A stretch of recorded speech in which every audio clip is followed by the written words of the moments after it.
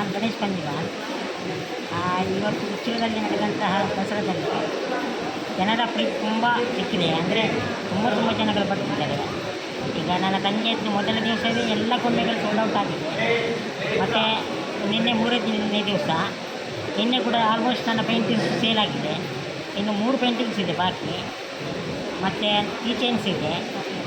ಇಲ್ಲಿ ಇಷ್ಟು ಒಳ್ಳೆಯ ಅವಕಾಶ ಮಾಡಿಕೊಟ್ಟದ್ದು ಯತೀಶ್ ಸರ್ ಕಿಜಿಯೂರ್ ಅಂತ ನಾವು. ಮತ್ತು